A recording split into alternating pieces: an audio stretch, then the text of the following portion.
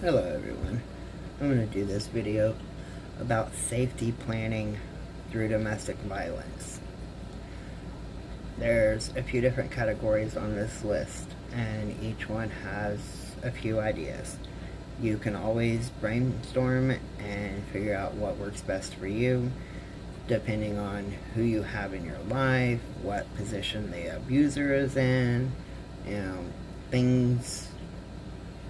Always prepare for things to not go as planned, but always try to plan for anything that can happen.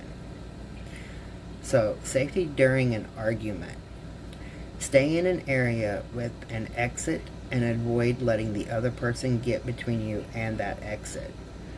Practice getting out of your home safely. Avoid rooms with weapons, such as the kitchen. Have emergency 911 phones hidden throughout the home. Tell trustworthy neighbors about the violence. Ask them to call the police if they hear or see any disturbances. Devise a code word or signal to use with your children, family, friends, and trustworthy neighbors when you need the police. Trust your instincts and judgment. You have the right to protect yourself until you are out of danger. Safety when preparing to leave. Establish your independence.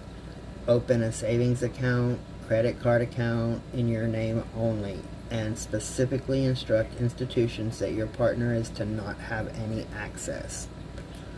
Leave money, extra keys, copies of important documents, extra medicine, clothes, etc. with someone you trust so that you can leave quickly. Determine safe people you can stay with and plan the leaving with. Review and rehearse your safety plan. Keep a packed bag at a trusted relative or friend's house. You can also do this trunk of your car, at your locker at work, or at a local gym or something if you have a membership. Plan where you will go if you have to leave. Now, for the safety in your own home. Change the locks on the doors. Landlords are legally obligated to change locks within 24 hours if you are experiencing domestic violence. Install locks on your windows. Renters will have to check with the landlord first. Discuss and practice a safety plan with your children for when you are not with them. Inform your children's schools or caregivers who has permission to pick up your children and who they cannot send your children with. Inform neighbors and landlords that your partner no longer lives with you and to call the police if they see him or her near your home. Safety with a restraining order. Keep your protective order on you at all times and give a copy to a trusted neighbor, friend, or family member. Call the police if the abuser violates the protective order. Think of alternative ways to keep safe if the police do not respond right away. Inform family, friends, neighbors, healthcare providers, daycares, schools, anything like that, that you have the restraining order in effect. Now, with the restraining order, I'm going to add, a lot of people will just say it's just a paper. And unfortunately, in a lot of cases, it is just a paper. However, if you see the abuser sitting outside, watching you at work, call the police, document it, tell them. If you see them following you to doctor's appointments or you see them sitting outside your home, call them and tell them. A lot of times the protective order is simply just a paper because the person being abused is scared to call the police and tell them. They don't want to have to go to court in front of that person, or they fear that they'll get out on bond and then come after them, which honestly is very likely. But a restraining order is simply just a paper. There's a lot more behind it though. So as long as you have one and you work it, then you will have a better chance. Safety on the job and in public. Decide who at work you will inform of your situations. Include building security in this option. Provide a photo of your abuser for quick identification. Screen your telephone calls. Devise a safety plan for leaving work, such as exiting through the back door. Have someone escort you when leaving and wait until you are safely en route. Use a variety of routes to get home.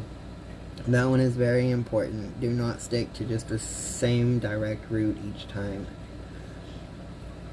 Rehearse what you would do if something happened while going home, such as picking a safe place to go to.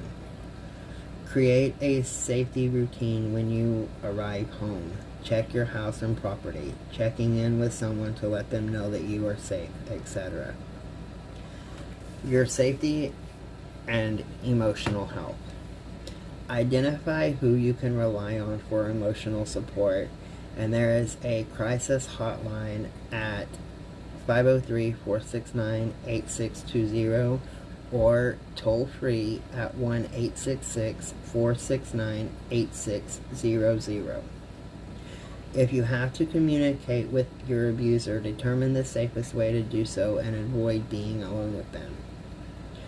Advocate for yourself and your needs. Find people and resources you can safely and openly talk to and ask for help. You are not alone, and you do not have to go through this by yourself. Look into counseling and support groups that directly address your experience and your needs. Find ways to care for yourself. Exercise. Make time to relax. Create a safe environment. Go fishing. Do things that you enjoy, such as drawing or painting or art projects, DIY projects. Get as much support as you can. Internet and safety.